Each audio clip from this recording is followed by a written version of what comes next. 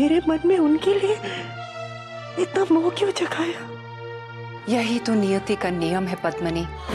शकुंतला देवी और उसके कपुत्र गजराज को बुलाकर महारानी कलावती अवश्य ही कोई गहरी चाल चल रही है। हमें चुनारगढ़ के उस युवराज के भागने का इतना दुख नहीं है खुदाबख्श, जितना दुख इस बात का है कि भागने से पूर्व उसने शिवगढ़ के अनमोल रत्न का मन चुरा लिया, जिसका मूल्य तुम्हारे पंडित जगन्नाथ कभी नहीं चुका पाएंगे।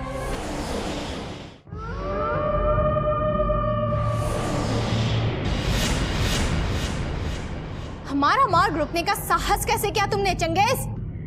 गुस्ताखी के लिए माफी शहजादी आलिया, क्योंकि आका का हुक्म है कि आपकी हिफाजत के लिए मैं अपने जिस्म के खून का आखिरी कतरा भी बहा दूं।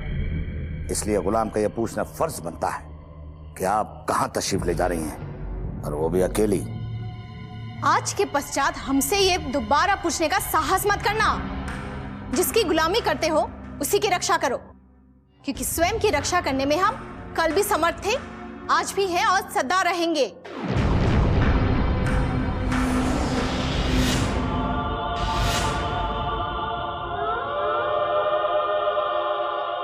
हट जाओ हमारे मार्ग से। दोबारा से आपके हुक्मदुली के लिए गुलाम तहे दिल से शर्मिंदा है, लेकिन आप जब तक वजह नहीं बताएंगी गुलाम आपको टस से मस नहीं होने देगा। चंगेज, हमारा एक हुक्म तुम्हें मृत्यु दंड दिला सकता है। गुलाम को मौत के अलावा किसी चीज से मोहब्बत नहीं, और अगर आका का हुक्म बजा लाते गुलाम को मौत मिल जाए तो यह गुलाम के लिए खुशकिस्मती होगी। शहजादी आलिया, मैं आपको यहां से अकेले जाने नहीं दूंगा, क्योंकि मेरे आका ने मुझे हुक्म दिया है मैं आपके साथ साथ आपका साया बन के रहूं। कह दो जाकर अपने आका से कि शिवगढ़ की राजकुमारी के पैरों में बेड़ियां डालने का दोबारा प्रयत्न ना करें, वरना उन्हीं बेड़ियों को फांसी का फंदा बनाकर उनके गले में पहना देंगे हम। और अब तुम भी हमारे मार्ग में दोबारा आने का प्रयत्न ना करना, वरना सोमनाथ के पागल गुलाम का बोझ धरती से कम हो जाएगा।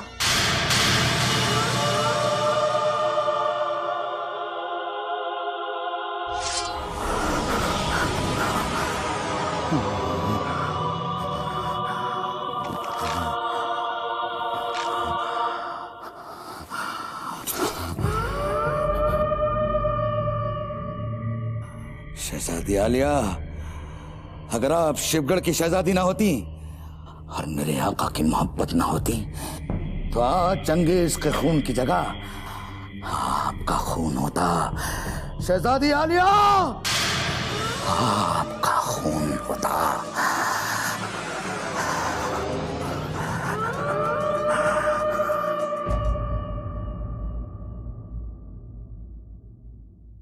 क्या हमने जो सुना है वो सत्य है भवानी सिंह? अवश्य ही सोमनाथ ने राजकुमारी किशोरी का मन जीतने के लिए ये राज खोल दिया है कि कल रात हमने राजकुमारी की हत्या का निर्णय कर लिया था। हम आपसे पूछ रहे हैं, कल रात तलवार लिए हमारे कक्ष में जो साया दिखाई दिया था, क्या वो तुम ही थे? यदि हम कहें ये असत्य है तो आप क्या करेंगी राजकुमारी किशोरी? सत्य कभी छिप नहीं सकता है भवानी सिंह। रात के अंधेरे में तुमने हमें मारने का प्रयास तो अवश्य किया था, परंतु माताश्री के आ जाने से तुम्हारे प्रयत्न विफल हो गया है। बताओ, यही सत्य है ना? सत्य? सत्य को सिद्ध करने के लिए प्रमाण की आवश्यकता होती है राजकुमारी किशोरी, जो आपके पास नहीं।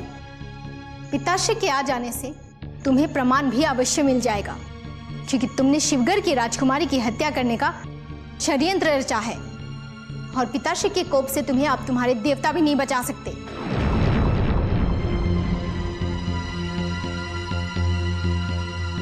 महाराज शिवदत्त के कोप से अब आपको स्वयं आपके भगवान भी नहीं बचा सकते राजकुमारी किशोरी, क्योंकि आपने महाराज शिवदत्त के परम शत्रु के पुत्र के साथ प्रेम किया है। और यदि आप अब भी नहीं संभली और उस शत्रु युवराज को अपने हृदय से नहीं निकाला तो एक पिता के हाथों उसकी पुत्री की हत्या हो जाएगी, और महाराज शिवदत्त पर लगे इस कलंक की जिम्मेदार आप स्वयं होंगी राजकुमारी। चुनारगढ़ के युवराज को भूल पाना इस जन्म में तो क्या, अगले 7 जन्मों में भी संभव नहीं है। किंतु तुम क्या समझोगे कि तुम्हारे मन में शैतान बसा है जो कभी किसी को प्रसन्न देख ही नहीं सकता। आपने बिल्कुल सही पहचाना राजकुमारी, बिल्कुल सही पहचाना। किंतु ये आप भी नहीं समझ पाएंगी कि हमने अपने मन के भीतर यमराज को क्यों बसाया हुआ है। शत्रु युवराज के गले में वरमाला डालने का निर्णय लेकर आपने हमारे भीतर सोए यमराज को जगा दिया है राजकुमारी। किंतु हमारे मन के भीतर बसा वो यमराज तभी अपनी आंखें खोलता है जब कोई महाराज शिवदत्त या फिर शिवगढ़ की प्रतिष्ठा पर प्रश्न चिन्ह लगाने का प्रयास करता है। यदि युवराज इंद्रजीत सिंह से प्रेम करना हमारे पिताश्री के सम्मान पर प्रश्न चिन्ह है, तो ये प्रश्न चिन्ह लग चुका है। और यदि तुम हमें मारना चाहते हो तो इसी वक्त मार डालो, हम तुम्हारे सामने खड़े हैं। किंतु अंधेरे में कायरों की तरह छिपकर वार करने का दोबारा प्रयत्न मत करना, वरना शिवगढ़ के महायोद्धाओं की वीरता कलंकित हो जाएगी।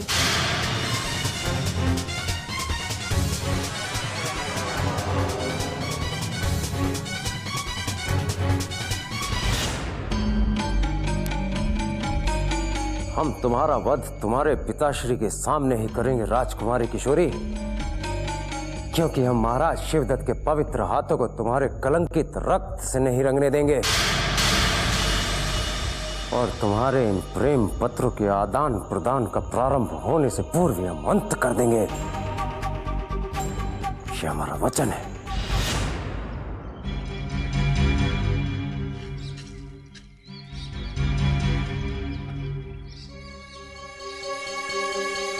इतनी लंबी यात्रा करने के पश्चात शिवगढ़ की सीमा तक पहुंचने में सफलता प्राप्त हो गई है तारा सिंह।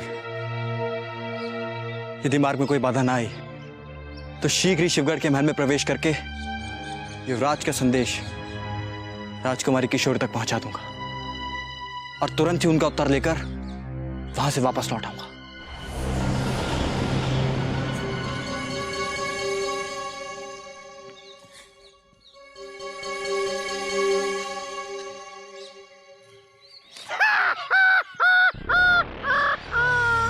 कौन है?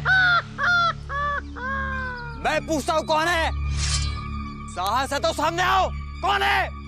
मैं यहाँ हूँ। अगर तुम में साहस है तो मेरे सामने आकर दिखाओ तारा सिंह।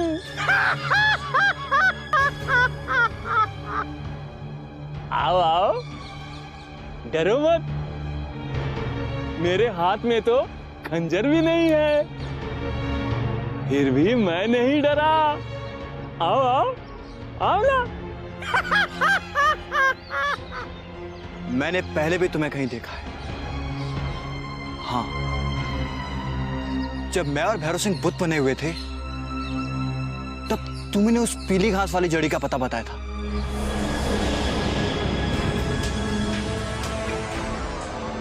मैं इन्हें बुलवाऊंगा।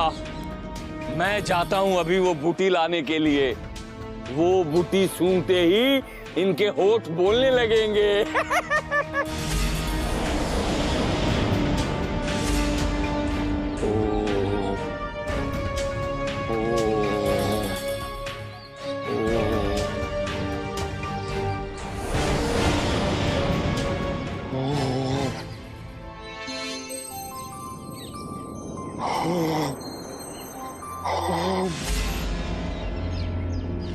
झूठे हो तुम, और झूठे हो वो चुनारगढ़ के योद्धा जो मुझे घर भेजकर पता नहीं कहां गायब हो गए।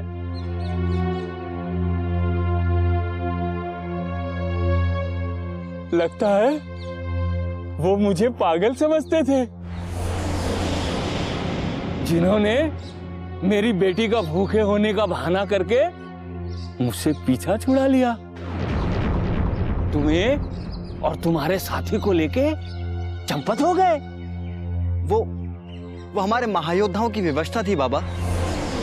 यदि वो आपके साथ ऐसा ना करते। चुप रहो तुम, स्वार्थी हो तुम। यदि मैं उस दिन पीली घास की बूटी नहीं लाता तो तुम आज तक भूत बने रहते और इन पैरों पर कभी नहीं चल सकते। लेकिन मैं तुमसे बदला नहीं लूंगा, क्योंकि मुझे बदला तो शिवदत्त से लेना है। उस शिवदत्त से जिसने मेरी पत्नी को मारा था, जिसने मेरी बेटी को मारा था, जिसने मेरी पत्नी को मारा था।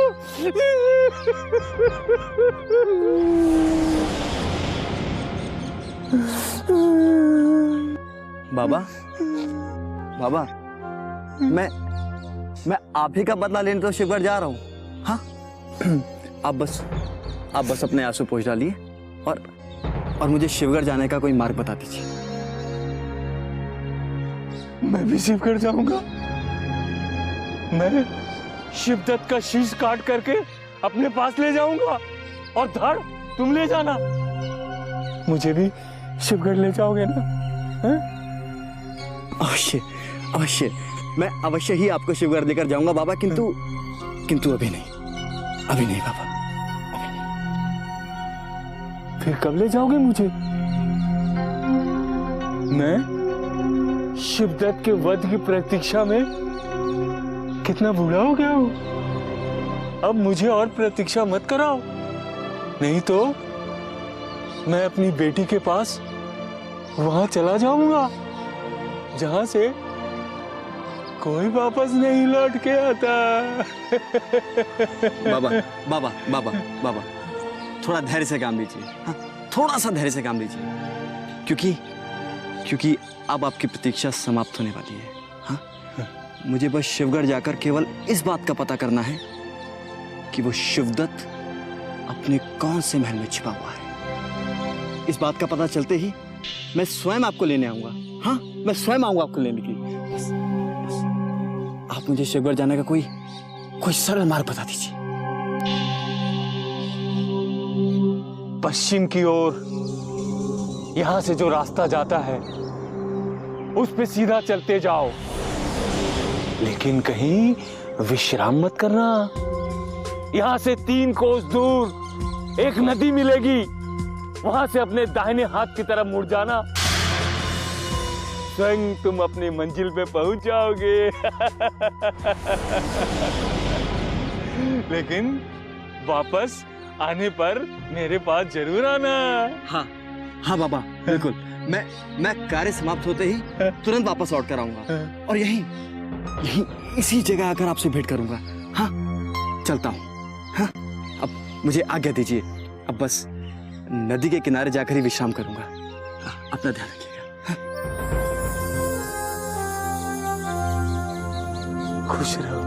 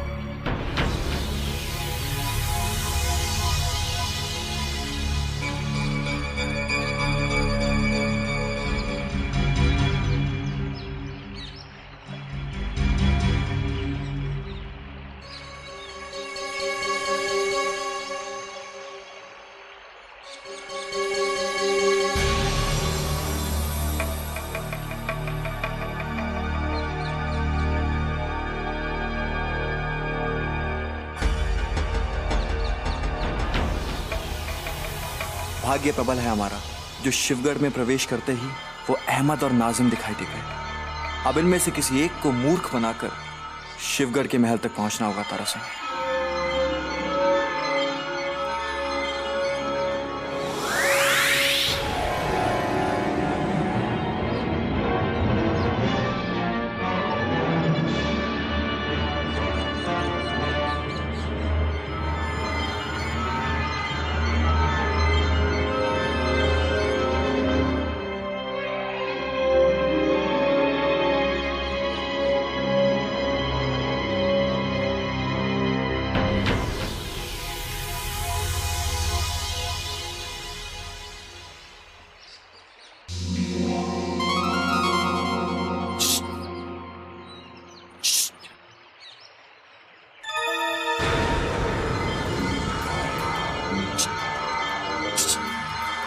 ये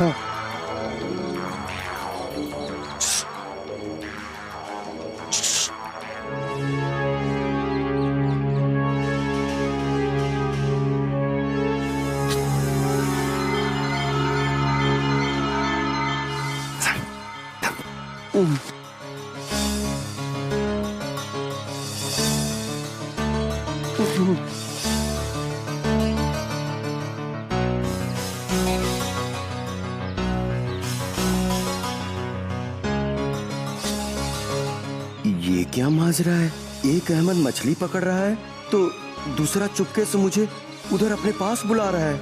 समझ में नहीं आ रहा इनमें से कौन असली है और कौन नकली।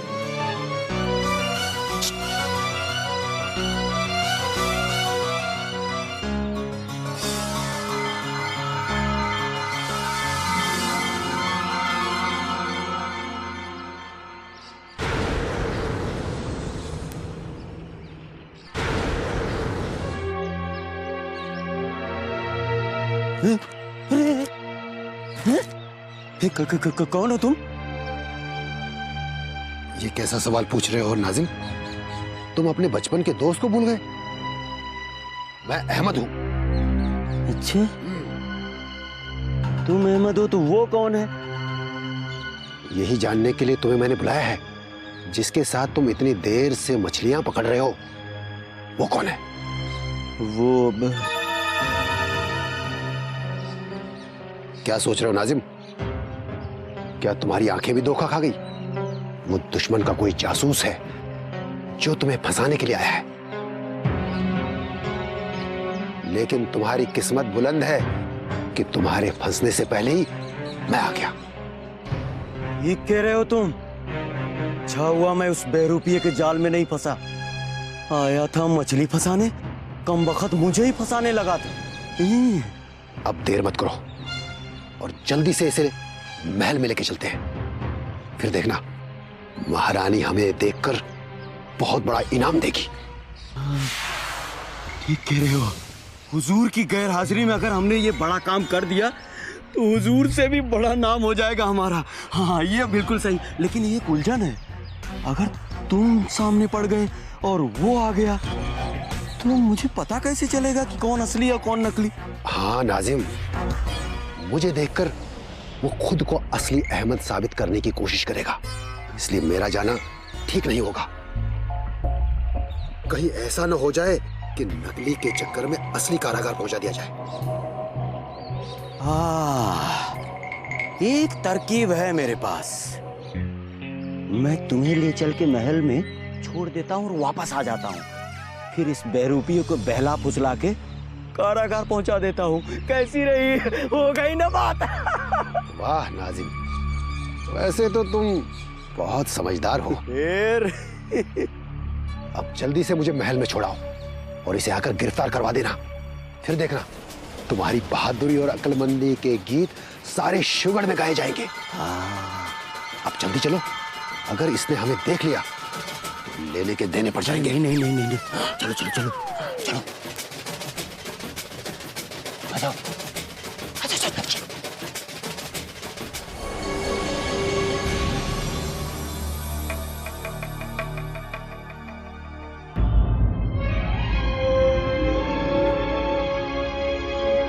नाजिम को मूर्ख बनाकर शिवगढ़ के महल में तो प्रवेश कर गया हूँ। अब बस राजकुमारी किशोरी के कक्ष को ढूंढना शेष रह गया है। उनके मिलते ही युवराज का संदेश दे दूंगा और राजकुमारी किशोरी का उत्तर लेकर तुरंत यहाँ से विजयगढ़ के लिए निकल जाऊंगा। क्या बात है भाई? क्या खोए खोए सोच रहे हो? हैं? अरे फिक्र बिल्कुल मत करो और देखते जाओ मैं उस बेरूपियों को कैसे कारागार की हवा खिलाता हूं, जो नदी किनारे बैठ के मछलियां पकड़ रहा है। चलो।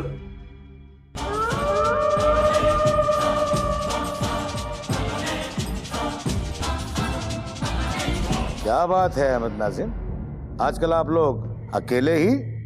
आपके आका, मेरा मतलब है हुजूर, नजर नहीं आ रहे हैं। दरअसल बात यह है चंगेज भाई कि आजकल हमारे हुजूर के पास फुर्सत ही नहीं है।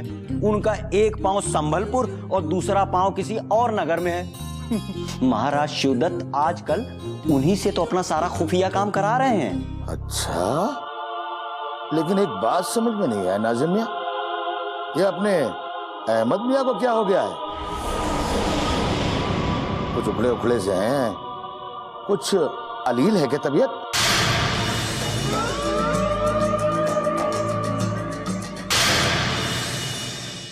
लेकिन एक बात समझ में नहीं आया नाजिम मियां, ये अपने अहमद मियां को क्या हो गया है?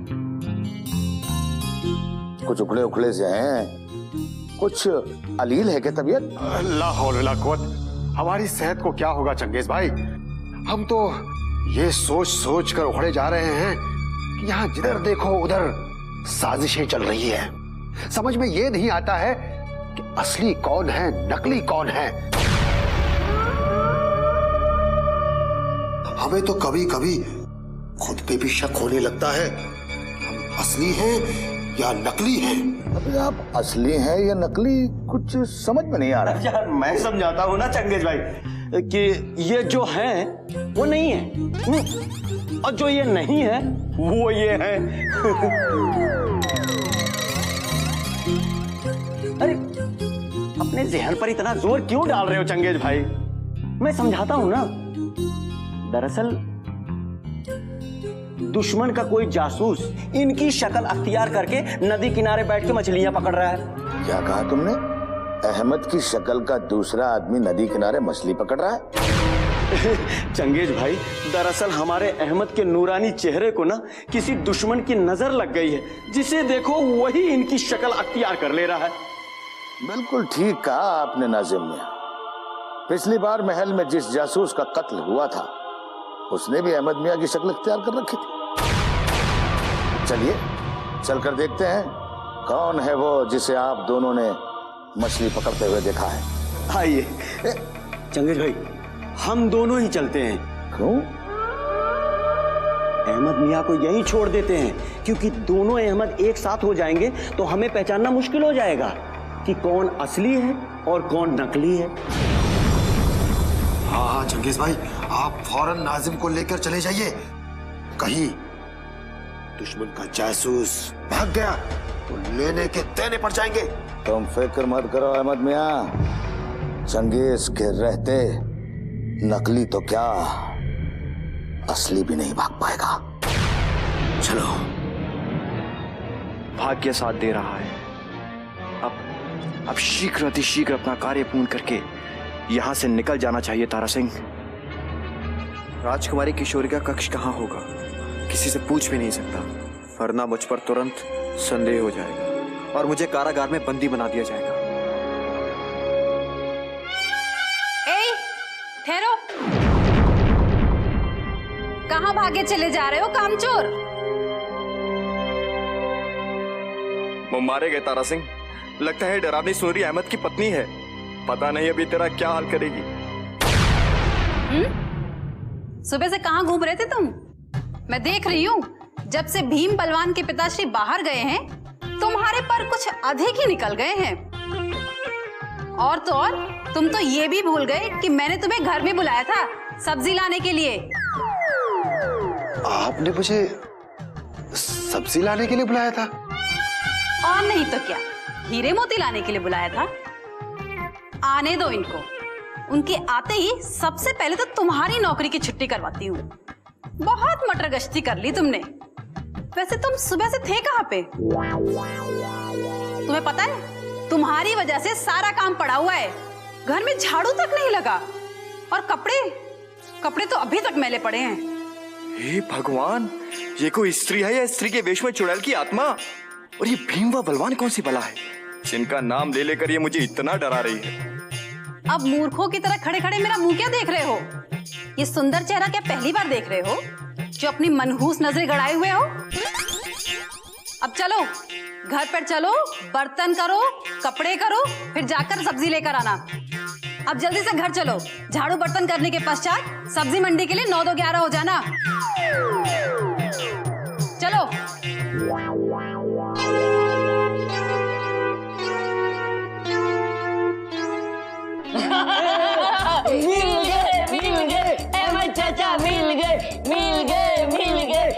चाचा मिल गए। नहीं नहीं मेरे बच्चों, अभी तुम्हारे चाचा तुम्हारी माताश्री का कार्य करेंगे और कार्य समाप्त होने के पश्चात ही तुम दोनों खेल सकते हो। नहीं माताश्री नहीं, हमने कभी भी आज तक अहमद चाचा के साथ घोड़ा घोड़ा नहीं खेला है। मैं और भीम भैया अहमद चाचा की पीठ पे बैठ के पूरे राजमहल में घोड़ा घोड़ा खेलेंगे, घोड़ा घोड़ा खेलेंगे, है ना भीम भैया? नहीं, आज मेरी पीठ में बहुत दर्द है। अब आज मैं घर का सारा काम कर लूंगा, लेकिन घोड़ा नहीं बनूंगा। क्यों नहीं बनोगे? अरे मेरे पुत्रों की खुशी के लिए तुम घोड़ा तो क्या गधे भी बनोगे। वैसे भी मुफ्त की तनख्वाह ही तो खाते हो। ध्यान रहे, मेरे युवराजों की खुशी के लिए अगर तुमने इनका पालन नहीं किया तो तुम्हें खच्चर बनकर मुझे भी उठाना पड़ेगा। नहीं, मैं घोड़ा बन जाऊंगा, मैं गधा बन जाऊंगा, लेकिन आप जरा मेरे से दूर ही रहिए मोहतरमा जी। आय हाय, घोड़े पर सवार मेरे दोनों राजकुमार कितने सजीले लगे। कहीं न किसी की नजर न लग जाए। और तुम सुनो, सैर के बाद सीधे घर आ जाना, और इस बार भूले ना तो अब चलूं।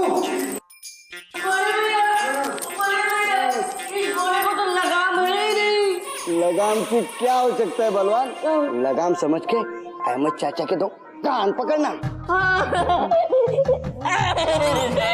चल मेरे घोड़े, टिक टिक टिक, चल मेरे घोड़े, टिक टिक टिक, चल मेरे घोड़े, टिक टिक टिक। सर मुड़ाते ओले पड़ गए तारा सिंह। मैं घोड़ा बना हुआ या इन दोनों छोटे यमदूतों को लादे घूम रहा हूँ, और वो वास्तविक अहमद नदी किनारे बैठा आराम से मछलियां गटक रहा होगा।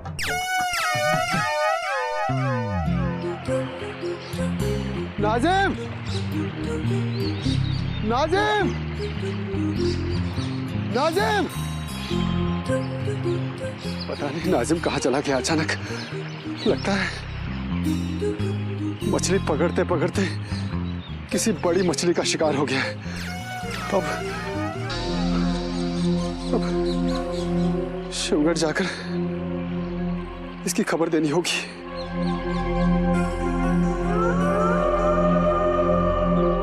जंगेश भाई, रुको रुको, वो देखो अहमद का बहरूपिया जासूस चला जा रहा है।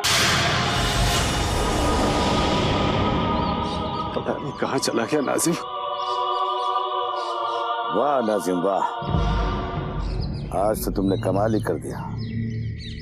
तुमने ये साबित कर दिया कि तुम अपने आका से भी ज्यादा समझदार हो।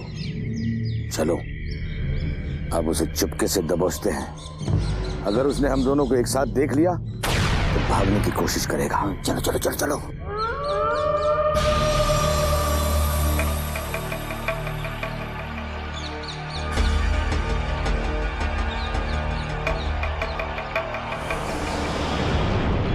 कहाँ चला गया नाजिम? हाँ? तुझे ढूंढते ढूंढते परेशान हो गया। मुझे लगा तू मछली पकड़ते पकड़ते किसी बड़ी मछली के पेट में चले गए। शुक्र है तुम जिंदा हो मेरे भाई। मगर तू अब जिंदा नहीं रहेगा। ये देख बहरूपिया जासूस, देख तुझे कौन पकड़ने आया है। क्या हो रहा है चंगेज भाई? नाजिम पागल तो नहीं हो गया है? मुझे जासूस बोल रहा है। कौन है तू? कौन हूँ मैं अहमद हूँ चंगेज भाई। आप भी मुझे नहीं पहचान रहे? तेरी शक्ल हमारे अहमद से जरूर मिलती है, लेकिन अकल नहीं। अब सच सच बता कि तू कौन है और कहां से आया है। खुदा की कसम चंगेज भाई, मैं शिवगढ़ के महल से आया हूँ और शिवगढ़ के महल में ही वापस जाना चाहता हूँ। शिवगढ़ के महल में? तो हमारा असली अहमद पहले से ही है। तो शिवगढ़ के महल नहीं, शिवगढ़ के कारागार में जाएगा। ऐसा मत कहिए चंगेज भाई। जहाँ तेरी खूब खातिर होगी। ऐसा मत कहिए चंगेज भाई। शिवगढ़ के महल में जरूर मेरा कोई बहरूपिया घुसाया है, उसे कारागार में डालिए, लेकिन मुझ पर रहम कीजिए चंगेज भाई। अभी असली जुल्म हुए कहाँ तुझ पर? शिवगढ़ के कारागार में होंगे। चंगेज भाई इसे छोड़ना मत, लेके चलो, नहीं तो बहरूपिया भाग जाएगा। मेरी इजाजत के बिना अगर तू हिला गर्दन काट डालूंगा। मत काटिए चंगेज भाई। गर्दन मत काटिए, आप जिधर कहेंगे मैं वहां चलने के लिए तैयार हूँ। आ गया ना असली बातें। चंगेज भाई, इसे लेके चलो और कैद खाने में डाल दो, और महल में ये खबर कर देते हैं कि आखिर हमने वाकई कारनामा क्या किया है। ले चलो।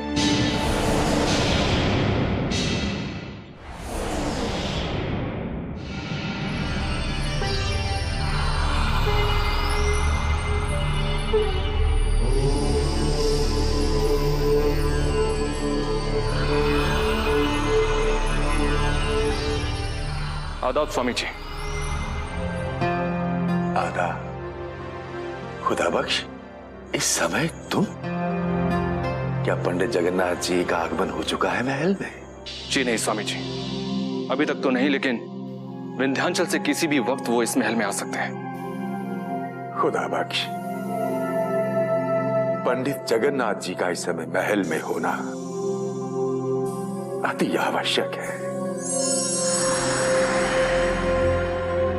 क्योंकि महल में छुपे हुए षड्यंत्रकारियों ने अब तो अति कर दी है, अति। इसका अंदाजा तो मुझे महल में घुसते ही हो गया था स्वामी जी, और अब सोमनाथ और भवानी सिंह के तेवर भी मुझे बहुत बदले बदले से नजर आने लगे हैं।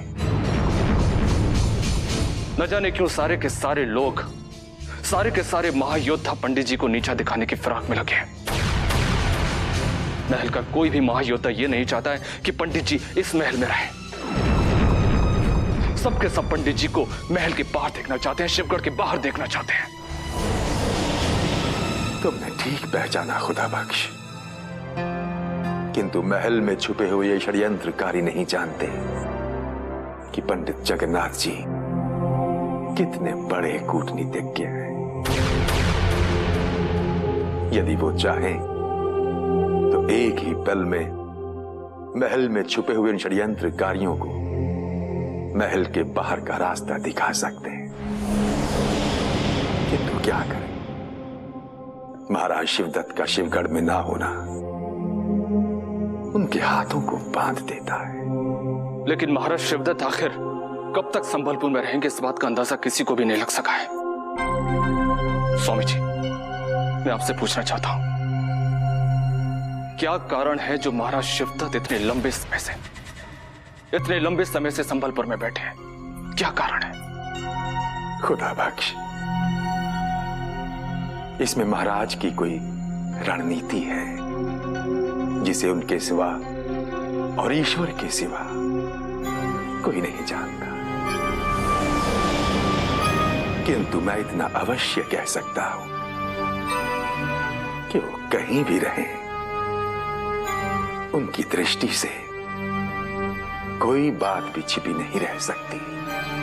और जैसे ही महायोद्धाओं की अति चरम सीमा तक पहुंच जाएगी, वैसे ही उनका आगमन महल में हो जाएगा। इसका हमें पूर्ण विश्वास है। इसका मतलब यह हुआ कि महाराज शिवदत्त का आगमन इस महल में किसी भी वक्त हो सकता है। स्वामी जी, शिवगढ़ के इस महल के सारे महायोद्धाओं की साजिशें और जुल्म आसमान की बुलंदियों को छूने लगे हैं। इस महल का कोई भी महायोद्धा ऐसा नहीं है जो शिवगढ़ और महाराज शिवदत्त का वफादार हो। खुदा बख्श, जब जब धरती पर पाप बढ़ता है, तब तब एक नया अवतार अवतरित होता है। महाराज शिवदत्त भी एक नए अवतार में अवतरित होंगे। मैं पूर्ण विश्वास के साथ कह सकता हूं कि जैसे ही पंडित जगन्नाथ जी का आगमन होगा महल में, उसी समय ये समस्त षड्यंत्रकारी उनसे छुपते फिरेंगे।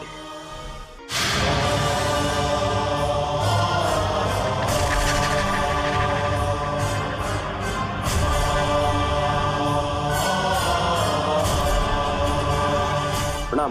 प्रणाम।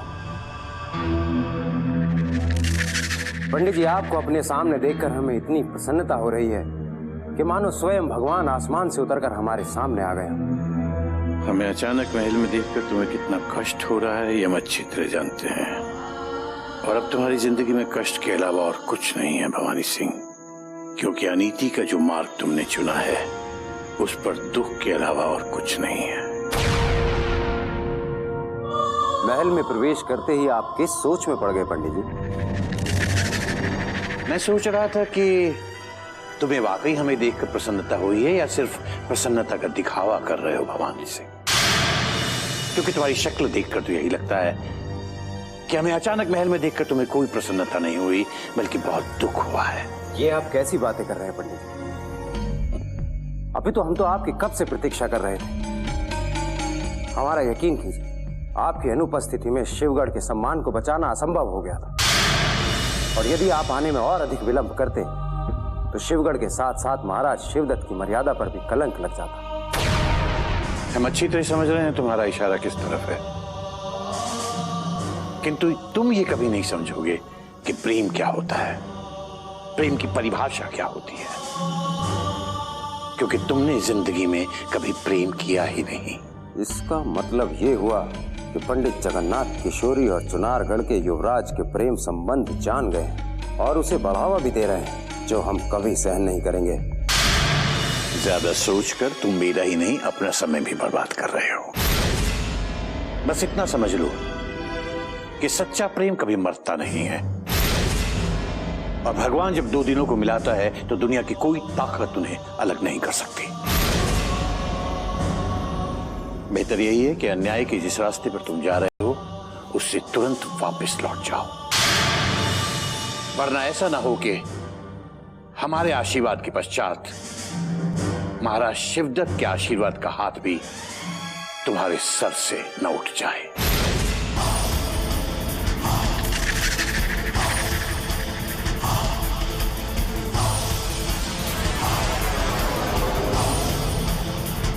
पंडित जी, हमें ना तो कभी आपके आशीर्वाद की आवश्यकता थी और ना ही कभी होगी, और रहा सवाल महाराज शिवदत्त का, चाहे समस्त संसार हमारे विरुद्ध हो जाए, किंतु महाराज शिवदत्त हमारे विरुद्ध नहीं हो सकते, क्योंकि हम तो वही करते हैं जो महाराज शिवदत्त चाहते हैं।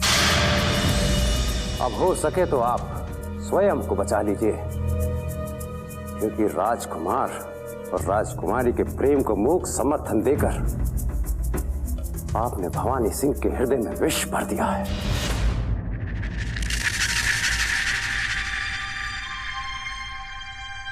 आदाब पंडित जी, मैं आपका ही इंतजार कर रहा था।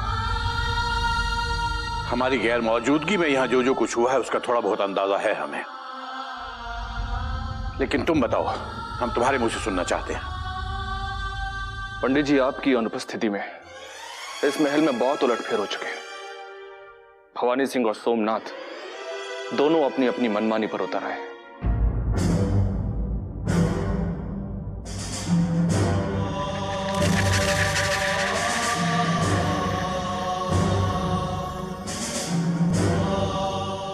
मतलब वही हुआ जिसका हमें अंदेशा था।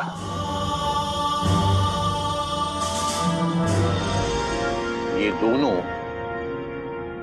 महाराज की गैर मौजूदगी में शिवगढ़ महल पर अपना कब्जा जमाना चाहते हैं।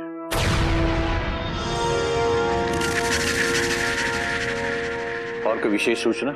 महल में भवानी सिंह और सोमनाथ के बीच आपसी टकराव की बहुत चर्चा है पंडित जी।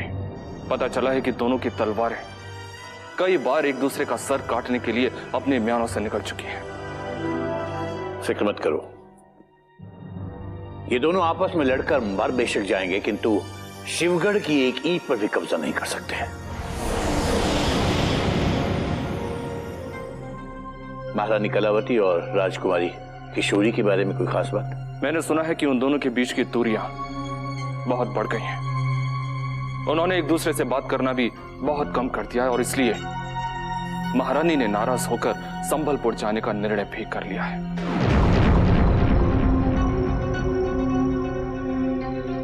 इसका मतलब तो यही हुआ कि महल में हमारा आगमन बिल्कुल सही समय पर हुआ है। यदि महारानी हमसे मिले भी ना संभलपुर चली जाती तो अनर्थ हो जाता। खुदा बख्श, तुम महारानी तक तुरंत ये संदेश पहुंचाओ कि पंडित जगन्नाथ तत्काल उनसे मिलना चाहते हैं। जो आगे पंडित जी, खुदा हाफिज।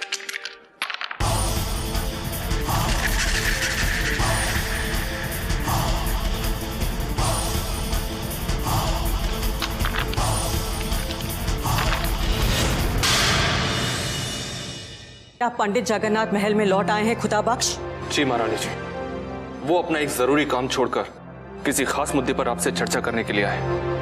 यदि आप उनसे मिलने का वक्त मुकर्रर करती हैं तो आपकी उनसे फौरन मुलाकात हो सकती है। हम अभी और इसी वक्त उनसे मिलना चाहते हैं, क्योंकि हम कब से उनकी प्रतीक्षा कर रहे हैं।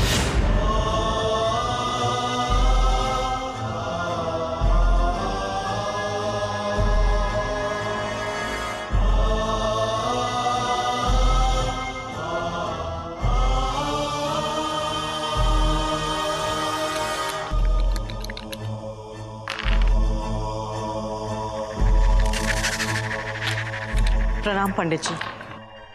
प्रणाम महारानी। महारानी, आपने यहाँ आने का कष्ट क्यों किया? मैंने खुदाबख्श से कहा था कि मैं आपसे मिलना चाहता हूँ। आप आदेश दे देती, मैं स्वयं आपके पास हाजिर हो जाता। आपके आगमन की सूचना सुनते ही हम स्वयं को रोक नहीं सके, क्योंकि इस महल की घुटन और समस्त महायोद्धाओं के मन के षड्यंत्र से हम घबरा से गए हैं।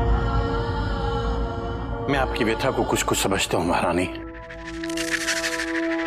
और पिछले कई दिनों से मेरा रमल भी मुझे अजीब अजीब से संकेत दे रहा था। यहां तक कि उन संकेतों से घबराकर मुझे राज्य के एक अत्यंत गोपनीय कार्य को बीच में ही अधूरा छोड़कर यहां आना पड़ा। हम आपके आभारी हैं पंडित जी, परंतु यहां रहना हमारे लिए जीते जी मृत्यु के समान है। इसलिए हमने संबलपुर जाने का निर्णय ले लिया है, किंतु किशोरी को अपने साथ जाने के लिए मना न सके, क्योंकि क्षमा कीजिए महारानी, किंतु राजकुमारी किशोरी अब संबलपुर नहीं जाएंगे। उन्होंने चुनारगढ़ की कुलवधू बनने का फैसला कर लिया है महारानी।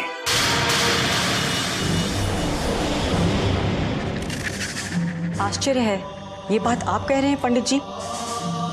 ये मैं नहीं महारानी, राजकुमारी की भाग्य रेखा, नक्षत्रों की चाल और मेरे रमल की गणना कह रही है। शायद यही कारण था कि दुष्ट भवानी सिंह ने उसे अगवा करके राज्य के बंदी गृह में डाल दिया और हम लोगों ने उसे वहां से छुड़ाकर राज्य के अतिथि गृह में पहुंचा दिया। अब महारानी,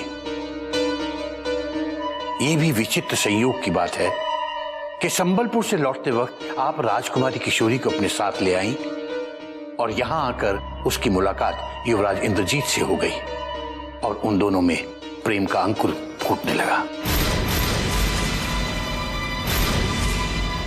महारानी, यदि महाराज शिवदत्त ने राजकुमार को अगवा करके बंदी बनाने का हुक्म न दिया होता तो क्या उन दोनों का मिलन संभव था?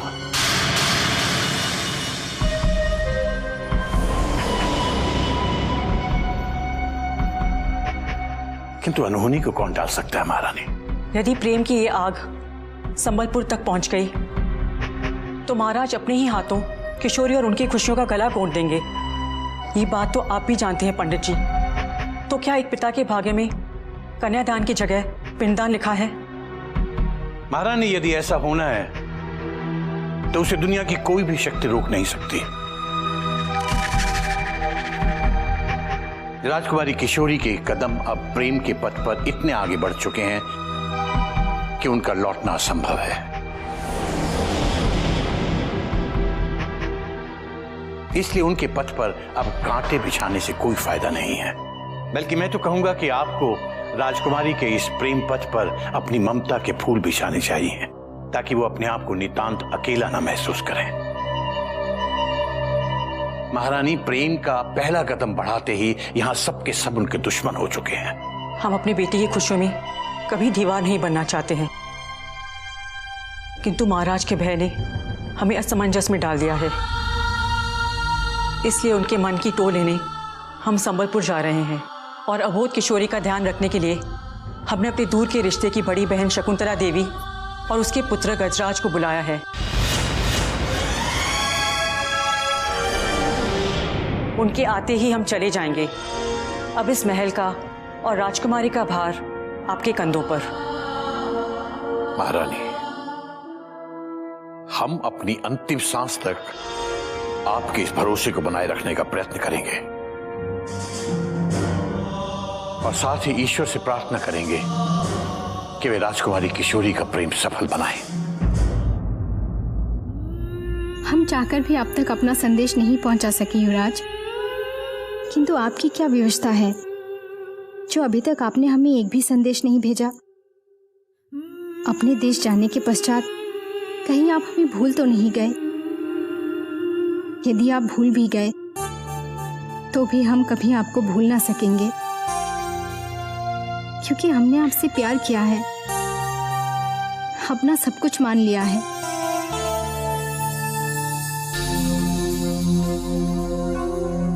एक बुरी सूचना है राजकुमारी जी। चुनारगढ़ से आया हुआ एक अय्यार शिवगढ़ की सीमा पर पकड़ा गया है। कौन है वो? अवश्य ही युवराज ने उसके हाथों कोई संदेश भेजा होगा। हमें भी यही लगता है राजकुमारी जी, किंतु महल में पहुंचने से पहले ही चंगेज खान ने उसे पकड़कर किसी अज्ञात स्थान पर छुपा दिया है। तुरंत पता करो कि उसे कहाँ छुपाया गया है। हम कैसे भी उसे मुक्त कराएंगे, क्योंकि वो हमारा शत्रु नहीं बल्कि सम्मानित संदेशवाहक है। हमने अपने कुछ विश्वास पात्र गुप्तचर लगा दिए हैं राजकुमारी जी। हमें जैसे ही पता चलेगा हम तुरंत आपको सूचित कर देंगे। कैसी विडंबना है ये, उनका संदेश इतने समीप आकर भी हमसे इतना दूर है और हम चाहकर भी कुछ नहीं कर पा रहे।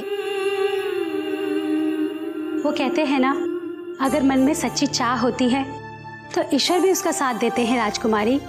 और मुझे पूरा विश्वास है युवराज इंद्रजीत का संदेश आप तक जरूर पहुंचेगा।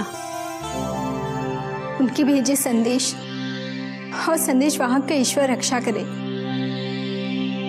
किंतु भय है यदि दुष्ट चंगेज ने सोमनाथ को कुछ बता दिया तो अनर्थ हो जाएगा।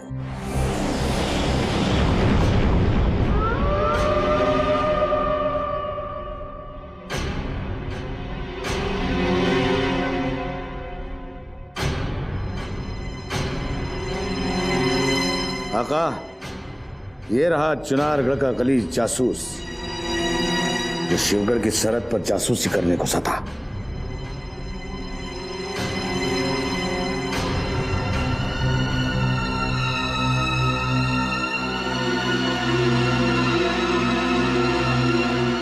ये तो बिल्कुल अहमद की तरह दिखाई देता है। मैं अहमद ही हूँ हुजूर, मैं अहमद ही हूँ। मेरी बात कोई सुन नहीं रहा है। आप मेरा यकीन कीजिए, चंगेज भाई को कोई गलत फहमी हुई है। मुझे कोई गलत फहमी नहीं हो रही है। मेरे आका, ये चुनारगढ़ का जासूस बहुत चालाक है। ये बहरूपिया है। इसने अहमद का रूप लिया है और इत्मीनान से बैठकर नदी पर मछलियां पकड़ रहा था। इसका जिंदा रहना खतरे से खाली नहीं मेरे आका। इसे फौरन कत्ल कर दिया जाए। नहीं नहीं हुजूर, मेरे पे रहम कीजिए। अगर आप लोगों ने मेरा कत्ल कर दिया तो आप लोगों को बहुत पछताना पड़ेगा, क्योंकि मैं शिवगढ़ का एक वफादार सिपाही हूं।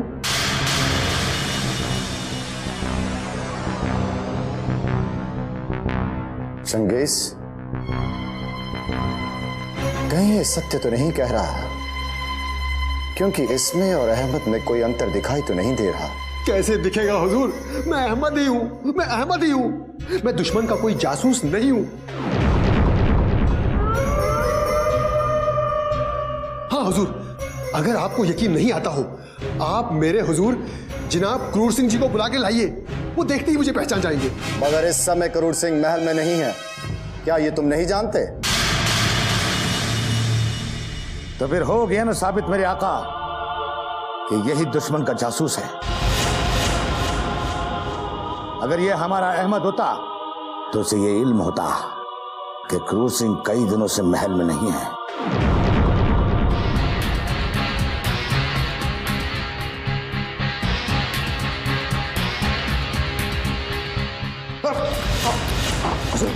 सच सच बताओ कि कौन हो तुम? तुम्हारा असली नाम क्या है? वरना तुम्हारा ये सर काट कर हम तुम्हारे धड़ से अलग कर देंगे। आका, इसका सर काट कर भेज दिए चुनारगढ़, ताकि दुश्मन को इबरत मिले और फिर उसके बाद कोई भी जासूस शिवगढ़ में घुसने की जुर्रत न करे।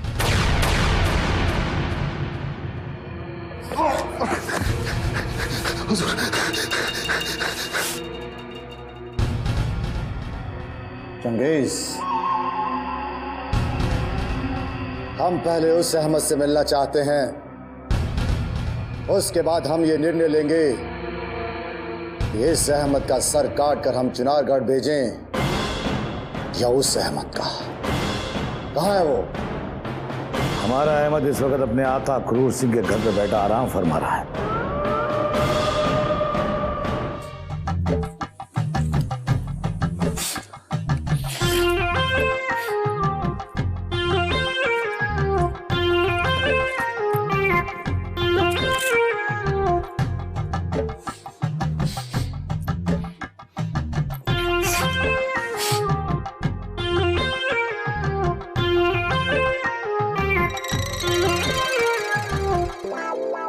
कभी सोचा भी नहीं था कि युवराज के चक्कर में वो कार्य करने पड़ेंगे जो तूने कभी नहीं किए तारा सिंह। पहले इन दोनों विचित्र प्राणियों ने घोड़ा बनाकर मेरी कमर तोड़ डाली, उसके पश्चात इस चुड़ैल ने घर के सारे काम करवा करवा कर मुझे अधमरा कर दिया है। हे भगवान, पता नहीं अब ये मुझे चलने के लायक भी छोड़ेगी या नहीं।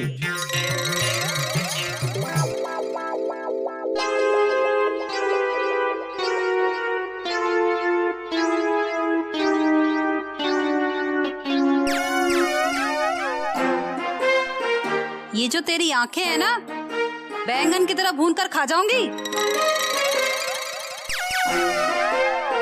शर्म नहीं आती है दो दो बच्चों की माँ को घूरते हुए? मैं तो आपके बेटे के जैसा हूँ अम्मी जान, मैं भला आपको कैसे घूर सकता हूँ? हे भगवान, इसको जरा सी अकल दो। बुढ़ा कहीं का, एक पैर कब्र में है लेकिन अभी भी अपने आप को बच्चा ही समझता है। ये क्यों नहीं कहता कि मैं तुझे बेटी जैसी नजर आती हूँ? चल चल, देख क्या रहा है, सब्जी काट।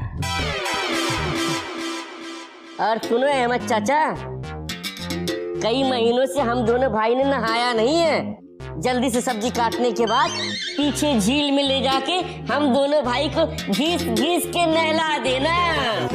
हाँ, आगे सुनो, नहलाने के बाद सीधे जंगल में चले जाना और आज फिर वही शेर का दूध लेके आना जिसे पीकर मेरी आवाज ऐसी हो गई थी। शेर का दूध? मैंने कब लाया था शेर का दूध? और भला शेर कभी दूध देता है? अब बहाने मत बनाओ चाचा जान। उस दिन मैंने खुद आपको और नाजिम को जंगल में शेर का दूध लाने के लिए भेजा था। लगता है असली अहमद को इन दोनों ने जंगल में भेजा होगा। हाँ, अब तू भी हाँ कह दे तारा। यदि तेरा भेद खुल गया तो फांसी पर चढ़ना पड़ जाएगा। हाँ कह दे।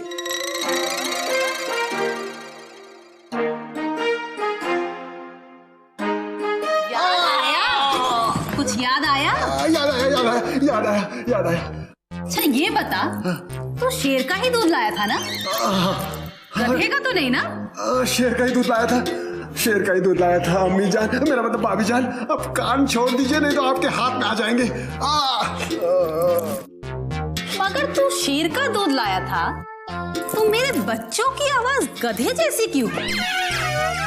सच बता, दूध शेर का ही था ना?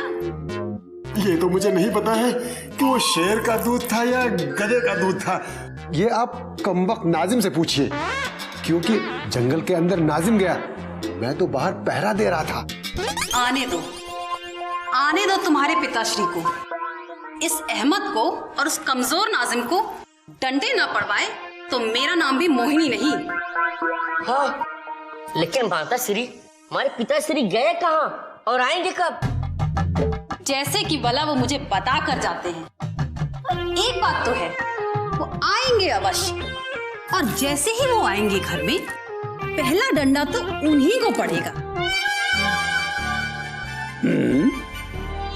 चुनारगढ़ के युवराज के यहाँ से भागने के पश्चात शिवगढ़ के इस महल में कैसा सन्नाटा छाया हुआ है।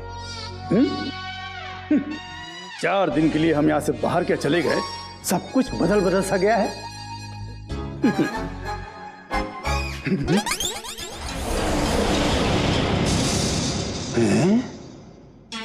ये हम क्या देख रहे हैं? पंडित जगन्नाथ, शिवगढ़ के इस महल में फिर से वापस आ गए हैं। अवश्य ही चुनारगढ़ के युवराज के भागने के पश्चात महल में कुछ उथल पुथल मची है। महायोद्धा क्रूर सिंह पंडित जगन्नाथ की चापलूसी में ही अब भलाई है। चलो पंडित जी, महल में बस एक इस कपटी की ही कमी रह गई थी। पता नहीं कहां कहां से भटकते हुए आ रहा है मूर्ख। प्रणाम पंडित जी, धन्य भाग्य हमारे कि आप महल में फिर से पधारे। महल में पांव रखते ही आपके दर्शन हो गए। आपको देखकर ऐसा प्रतीत होता है जैसे चारों तीर्थ एक साथ सामने आ गए हों और समस्त देवताओं के एक साथ दर्शन हो गए हों। क्यों हमें मनुष्य से भगवान बना रहे हो क्रूर सिंह? वैसे भी तुम्हारे जैसे शैतान के मुंह पर भगवान अच्छा नहीं लगता। तुम तो ये बताओ कि कहां से भटकते हुए आ रहे हो? अब आपसे क्या बताएं पंडित जी, पिछले कुछ दिनों से हम शिवगढ़ के भयानक जंगलों में भटकते हुए सीमा सुरक्षा की जांच का कार्य देख रहे थे, क्योंकि समस्त महायोद्धा शिवगढ़ के महल में बैठकर महाराज शिवदत्त के विरुद्ध षड्यंत्र रचने में लगे हुए हैं। इसीलिए हम अकेले ही निकल गए थे और सीमा सुरक्षा का सारा प्रबंध करके वापस लौट आए। ये क्यों नहीं कहते कि तुम चुनारगढ़ के उस युवराज की तलाश में भटक रहे थे जो शिवगढ़ के तमाम महारथियों को पछाड़कर सुरक्षित अपने महल में पहुंच चुका है? ये मत समझो क्रूर सिंह कि पंडित जगन्नाथ को शिवगढ़ और शिवगढ़ में चलने वाले तमाम षड्यंत्रों की खबर नहीं है। तुम और तुम्हारे जैसे सब षड्यंत्रकारियों की खबर हमें तुरंत मिल जाती है। तुम्हें शायद इस बात की अभी खबर नहीं। पंडित जी, आप तो अंतर्यामी है। पंडित जी अंतर्यामी है, भला आपसे कोई बात छुपी रह सकती है? किंतु सत्य कह रहा हूं, उस अबोध युवराज का पीछा हम कतई नहीं करना चाहते थे, परंतु भवानी सिंह और सोमनाथ ने हमें ऐसा करने पर विवश कर दिया था। अपने पापों का बोझ दूसरों पर डालने की तुम्हारी बहुत पुरानी आदत है, जिससे महल का हर आदमी परिचित है। किंतु तुम कभी नहीं बदलोगे, क्योंकि तुम कुत्ते की वो पूंछ हो जो कभी सीधी नहीं हो सकती।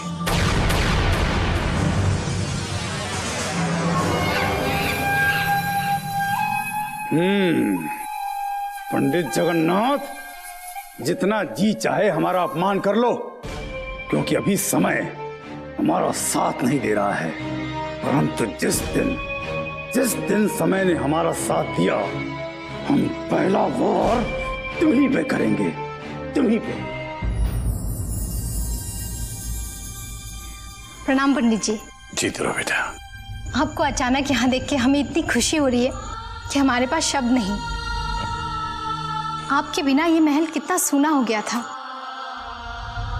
और आपकी अनुपस्थिति में महल के सारे महायोद्धाओं ने हमारा जीना मुश्किल कर दिया था। हमें मालूम है बेटा, बल्कि इसीलिए हमें भी विंध्याचल से तुरंत यहाँ आने का निर्णय लेना पड़ा। आपके लौट आने से हमारा खोया आत्मविश्वास फिर से लौट आया है, वरना हम बहुत निराश हो चुके थे, क्योंकि ये महल विश्वासघातियों से भर चुका है और हर तरफ षड्यंत्रकारी छिपे बैठे हैं। बहुत दुख की बात है बेटा कि आपको इतनी छोटी उम्र में इतने षड्यंत्रकारियों का सामना करना पड़ रहा है। किंतु बेटा, जिनके साथ ईश्वर होता है ना, उनका कभी कोई कुछ नहीं बिगाड़ सकता। हमें तो लगने लगा है कि ईश्वर भी हमसे रूठ गए हैं। यदि ईश्वर हमारे साथ होता तो हमारे मार्ग में कांटे ना उगते। क्या प्रेम करना अपराध है पंडित जी? नहीं बेटा, बिल्कुल नहीं। प्रेम भी तो उसी ईश्वर ने बनाया है जिसने ये दुनिया बनाई है। यदि प्रेम ना होता तो दुनिया में कुछ नहीं होता बेटा। यदि ये सत्य है तो क्यों हमें युवराज इंद्रजीत सिंह से दूर करने का प्रयास किया जा रहा है? क्यों हमें मारने का षड्यंत्र किया जा रहा है? तुम्हें मारने के षड्यंत्र? हाँ पंडित जी, हमें इस महल में मारने की योजना भी बन चुकी थी, किंतु हम संजोग से बाल बाल बच गए। कौन है वो दुष्ट? किसने तुम्हें मारने का षड्यंत्र रचा था? भवानी सिंह। भवानी सिंह? भवानी सिंह को उसके किए की सजा अभी और इसी वक्त दी जाएगी। उन्हें दंड मिले या ना मिले, परंतु हम युवराज इंद्रजीत सिंह को कभी नहीं भूल सकते। अब आप ये महल छोड़ के कहीं मत जाइए, वरना भवानी सिंह और सोमनाथ जैसे दुष्ट हमारे प्रेम की बगिया को खिलने से पहले ही उजाड़ देंगे। बेटा, हम कहीं भी रहें, किंतु तुम पर और तुम्हारे प्रेम पर कोई आंच नहीं आने देंगे। तुम निश्चिंत रहो, हमारा आशीर्वाद तुम्हारे साथ है। अब मैं देखता हूं कि भवानी सिंह तुम्हारी ओर दृष्टि उठाकर देखता भी कैसे है।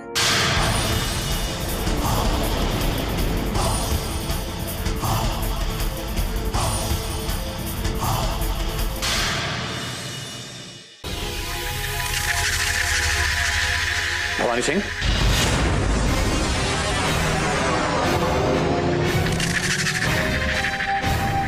पंडित जी, आपने क्यों कष्ट किया?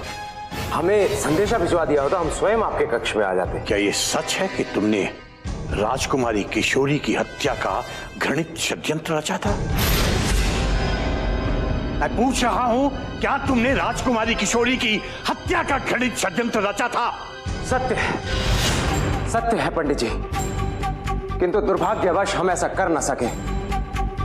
मृत्यु के बीच में आकर महारानी ने राजकुमारी को प्राण दान दे दिया, अन्यथा अब तक हम मां भवानी के पवित्र चरणों में राजकुमारी का रक्त चढ़ा चुके होते। भवानी सिंह,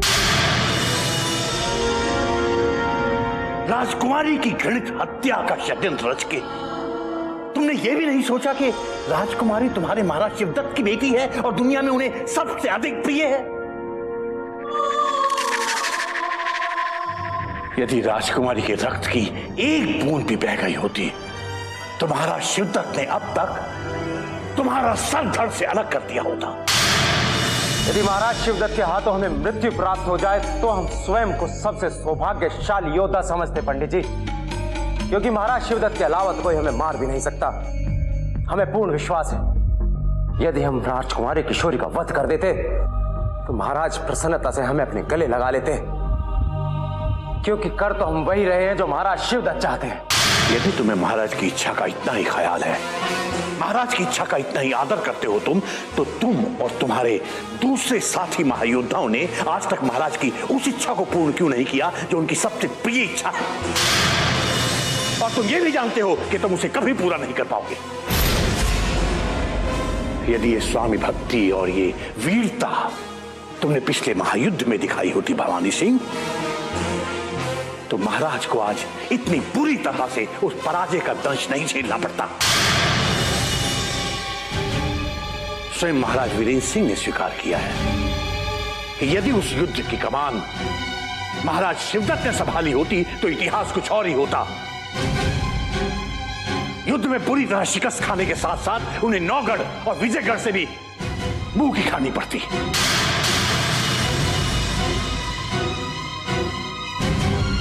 तुमने महाराज शिवदत्त का विश्वास और उनके भरोसे को तोड़ा है। तुम और तुम्हारे जैसे दूसरे महायोद्धा यदि उस महायुद्ध में अपनी अपनी जान बचाकर भाग नहीं खड़े होते तो महाराज को इस पराजय का मुंह नहीं देखना पड़ता।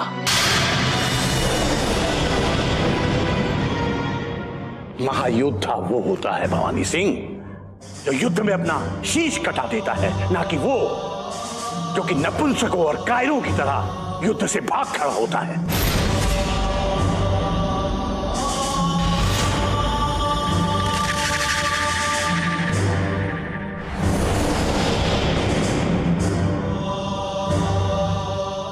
भवानी सिंह, मैं कहने ये आया था कि यदि आज के बाद राजकुमारी किशोरी की हत्या का विचार भी यदि तुम्हारे मन में आया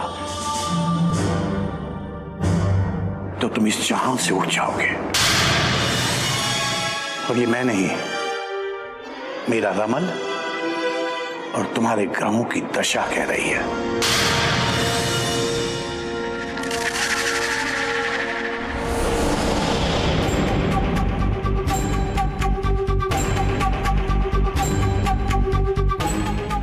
गद्दी से तो अब तुम उठोगे पंडित जगन्नाथ,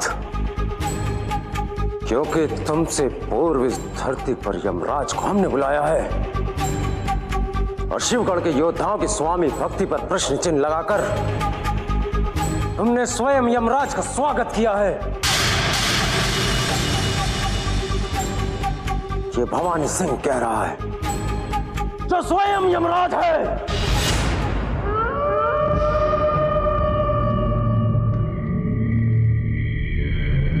आदाब मेरे आका।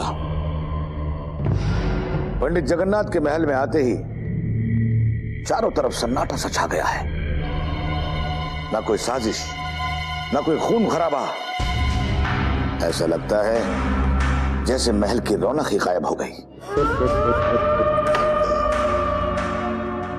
4 दिन की चांदनी के पश्चात ये महल फिर अमावस के भयानक अंधेरों में घिर जाएगा चंगेज। हम और हमारे षड्यंत्र पंडित जगन्नाथ को इस महल में अधिक समय तक नहीं रहने देंगे।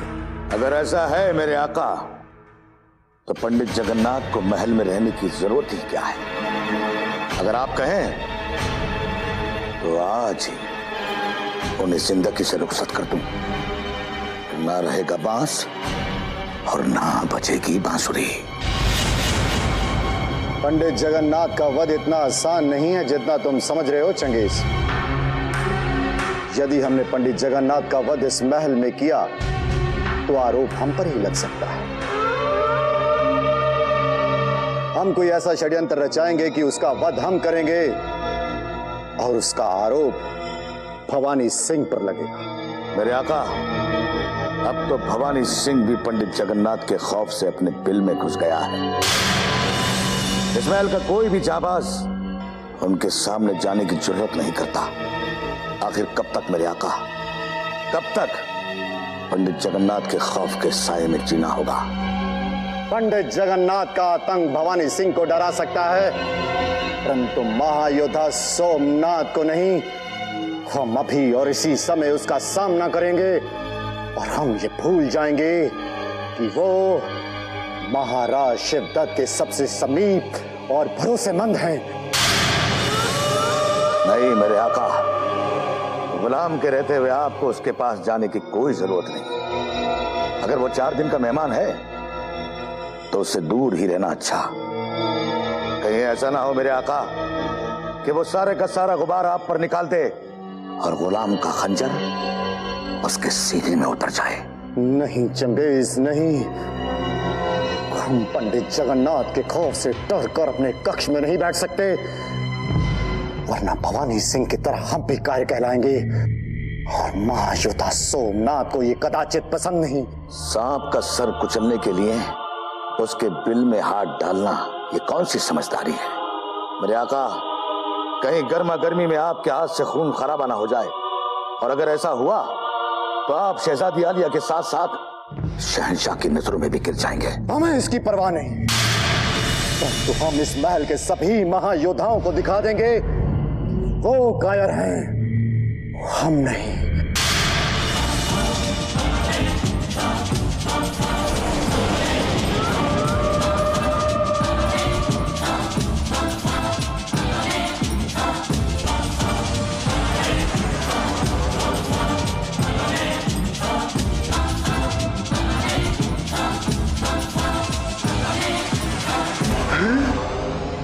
वाह चंगेज खान, वाह!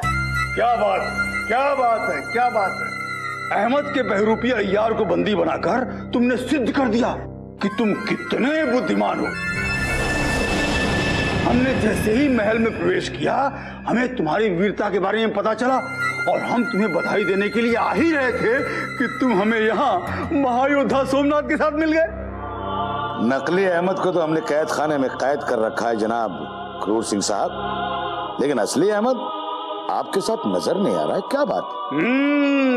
वो इसलिए चंगेज खान कि चुनारगढ़ के अय्यार के भागे का जब तक निर्णय नहीं हो जाता, हमने स्वयं ही अपने अहमद से दूर रहने का निर्णय लिया है। क्या पता वही शत्रु का अय्यार हो। यदि वो शत्रु का अय्यार निकला तो ऐसी स्थिति में हमारे भेद भी चुनारगढ़ पहुंच सकते हैं। क्यों नाजिम? आपका और आपकी कूटनीति का कोई जवाब नहीं है हुजूर। वैसे चंगेज भाईजान से जिस अहमद को हमने पकड़वाया है वो दुश्मन का कोई जासूस ही तो है, लेकिन वैसे कुछ कहा भी नहीं जा सकता। सत्य जो भी है वो अति शीघ्र हमारे सामने आ जाएगा। अब आप ये बताओ कि शिवगढ़ के महल में लौटने के पश्चात आपकी भेंट पंडित जगन्नाथ से हुई या नहीं?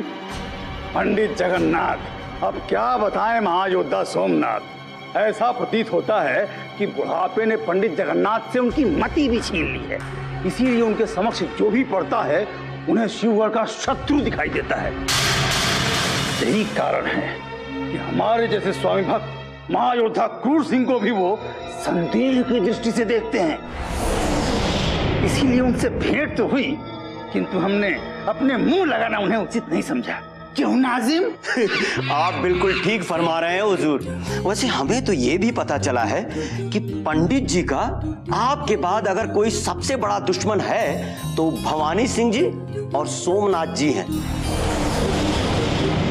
सोमनाथ जी तो चलो उतना नहीं, पर भवानी सिंह जी को तो फूटी आग भी नहीं पसंद करते। तुमने बिल्कुल ठीक कहा नाजिम। हमें भी विश्वसनीय सूत्रों से पता चला है कि पंडित जगन्नाथ ने महल में पधारते ही भवानी सिंह को ऐसा लताड़ा कि भवानी सिंह ने घबराकर स्वयं को कक्ष में बंद कर लिया है। और अब तो ऐसा प्रतीत होता है कि पंडित जगन्नाथ जब तक शिवगढ़ में रहेंगे भवानी सिंह अपने कक्ष में ही दुबके रहेंगे। देखा मेरे आका, जो बात मैंने आपको बताई थी वो सच निकली ना? अभी तो पता नहीं कितने सत्य पंडित जगन्नाथ के कारण बाहर आने वाले हैं। हम तो ये कह रहे हैं कि पंडित जगन्नाथ से दूर रहने में ही भलाई है। 4 दिन के लिए आए हैं, कर लेने दो उन्हें अपनी मनमानी। अरे उनके चले जाने के बाद फिर यहाँ शांति शांति तो होगी यार। कभी कभी क्रूर सिंह साहब भारी समझदारी वाली बातें करने लगते हैं। अब 4 दिन के आए मेहमान पंडित जी के क्या मुंह लगना। मुझे तो लगता है आका कि हमें निकलना चाहिए। ठीक है चंगेज, चले।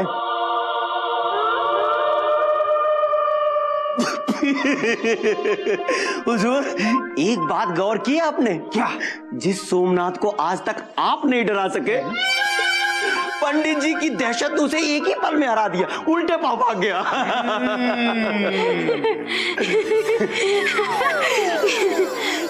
अरे ठहरो ठहरो ठहरो, कहाँ भागी चली जा रही हो? महल में आग लग गई है क्या? आग लगे किसी शत्रु के घर में। हम तो इसलिए भागे जा रहे हैं क्योंकि हमारे 2 राज अतिथि पधार रहे हैं। राज अतिथि?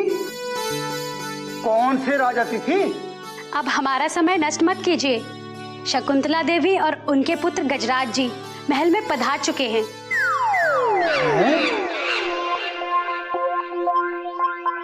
अरे या परवरदिगार, ये मैं क्या देख रहा हूँ? हुजूर, वैसे आपके भी बुरे दिन आ ही गए। कमबख्त राजकुमारी की दासियों की जुर्रत तो देखिए, आपके साथ बेअदबी करते हुए चली गई। हम सब समझ रहे हैं नाजिम, अपने विरुद्ध हो रहे सारे षड्यंत्रों को समझ रहे हैं। अवश्य ही पंडित जगन्नाथ ने इन दासियों को उकसाया होगा। देख लेंगे, इनको भी देख लेंगे। लेकिन अभी तो ये देखना है कि ये शकुंतला देवी और गजराज सिंह हैं कौन?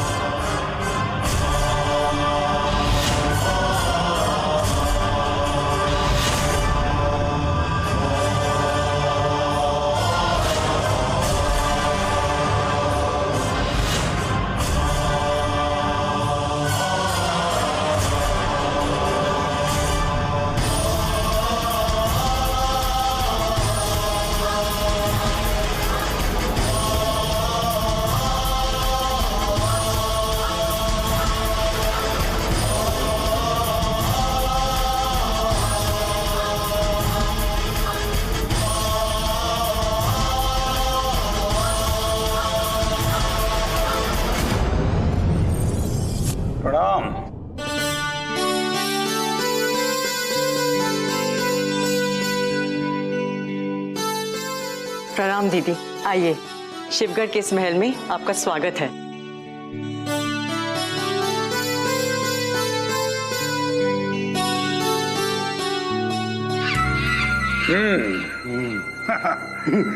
तो ये महाराज शिवदत्त की साली है। परंतु ये यहाँ आई क्यों है?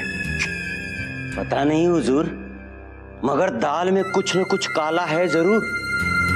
देखते हैं शकुंतला देवी जी महल में क्या क्या गुल खिलाती हैं। माता श्री, हमारे नए अतिथि आए हैं। अतिथि? हाँ। किस अतिथि में इतना साहस आ गया कि वो बिना बुलाए मेरे घर घुस आए? अभी उन्हें मार मार कर घर से बाहर निकालती हूँ। बताओ तो कौन आए हैं? अरे माता श्री, अतिथि हमारे घर में नहीं, अपितु महल में आए हैं। महल में आए हैं? लेकिन कौन है ये जो हमारे होने वाले महल में यूं ही घुस आए? उनका नाम तो मुझे नहीं पता, किंतु इतना अवश्य पता है कि उन्हें महारानी कलावती ने बुलाया। एक तो बिल्कुल महारानी की जैसी लग रही थी और दूसरा उनके बेटे का जैसा, जिनका अभी अभी महल के गलियारे में भव्य स्वागत हुआ है माता श्री। परंतु तुम्हारे पिताश्री कहाँ मर गए? एक तो वो यहाँ वहाँ भटकते रहते हैं और दूसरे उन्हें ये भी नहीं पता कि उनके पीछे से बाहर के घुसपैठिए महल में घुस आए हैं। माता श्री अभी भी महल के गलियारे में वो नाजिम चाचा के साथ उन अतिथियों का स्वागत कर रहे थे। अच्छा, उनकी ये मजाल। आज तक मेरा और मेरे मायके वालों का स्वागत तो कभी किया नहीं और इन अपरिचित लोगों का स्वागत नाजिम के साथ किया जा रहा है। आने दो आज उनका हंसना तो क्या, रोना भी भुलवा दूंगी। पहले ही महल में कम लोगों की भीड़ थी जो ये दोनों मुंह उठा के चले आए, परंतु मुझे समझ में नहीं आता ये दोनों माँ बेटे महल में आए क्यों बलवान? भीम भैया, इसका पता भी अति शीघ्र चल जाएगा, किंतु दाल में मुझे अवश्य कुछ काला लग रहा है। वैसे भी ये दोनों माँ बेटे मुझे कपटी नजर आ रहे थे। परंतु हमारे माता श्री से अधिक कपटी नहीं हो सकता बलवान। देखना हमारी माता श्री उन्हें मार मार कर कैसी भगाती है। अरे भीम भैया, उन्हें भगाना इतना सरल नहीं है, क्योंकि उन्हें महारानी कलावती ने बुलाया है। हम आपका ये उपकार कभी नहीं भूलेंगे दीदी। शिवगढ़ में आने का आमंत्रण स्वीकार करके आपने हमें चिंता मुक्त कर दिया, वरना संबलपुर में हमें हर वक्त किशोरी की चिंता लगी रहती। किशोरी की चिंता को तो अब चिता में डाल दो बहना। किशोरी अब ये समझ लो कि हमारी हो गई। जानते हैं दीदी, आप किशोरी को बहुत चाहती हैं, परंतु किशोरी नादान है, उसे भले और बुरे की कोई समझ नहीं। उसे समझ नहीं है तो क्या हुआ, हमें तो समझ है कलावती। तुम देखना, हमारे होते हुए हमारी लाडली पर कोई आंख भी उठाकर नहीं देख सकता है। हाँ, आज से किशोरी आपकी बेटी हुई, हमें पूरा विश्वास है हमारे पीछे किशोरी को माँ की कमी कभी नहीं खलेगी। बेटी नहीं, बहू कहो बहना। यदि किशोरी का विवाह होगा तो केवल गजराज के साथ होगा, वरना किशोरी की मांग सदा सुनी ही रहेगी। इस विचार में पड़ गई आप शकुंतला दीदी? नहीं, हम ये सोच रहे थे कि हम कितने भाग्यशाली हैं, भगवान ने हमें सेवा करने का मौका दिया है। तुम देखना कलावती, हम और गजराज राजकुमारी की रक्षा करने के लिए अपनी जान भी न्यौछावर कर देंगे, लेकिन हमारी लाडली पर कोई आंच नहीं आने देंगे। हमें आप पर पूरा भरोसा है, परंतु महल के किसी भी व्यक्ति पर भरोसा नहीं करना, क्योंकि महाराज की अनुपस्थिति में सब योद्धा महायोद्धा षड्यंत्र करने लगे हैं। अवसर मिलते ही किशोरी को भारी क्षति पहुंचा सकते हैं। अब गजराज की अनुमति के बिना तो राजकुमारी तक वायु भी नहीं पहुंच सकती, फिर महल के षड्यंत्रकारियों की बिसात ही क्या है। कलावती, तुम निश्चिंत होकर संबलपुर की यात्रा कर सकती हो। राजकुमारी और महल दोनों की रक्षा हम अपनी अमानत समझकर करेंगे। समझना क्या, अब तो किशोरी आपकी अमानत हो चुकी है। बस इस महल में पंडित जगन्नाथ के सिवाय हमारा कोई नहीं है। हम उन्हें पिता समान मानते हैं और उनके हर आदेश का पालन करना अपना धर्म समझते हैं। और आपसे भी यही आशा है दीदी। क्षमा करना बहना, हम तुम्हारी नहीं बल्कि अपनी ही आशाओं की पूर्ति के लिए इतनी दूर से यहाँ आए हैं। और महल से तुम्हारे प्रस्थान करते ही हम सबसे पहले उस पंडित जगन्नाथ को अपने वश में करेंगे, जिसके आदेश का तुम पालन करती हो। क्योंकि वो वश में आ गए तो शिवगढ़ का ये सारा महल भी हमारे वश में हो जाएगा।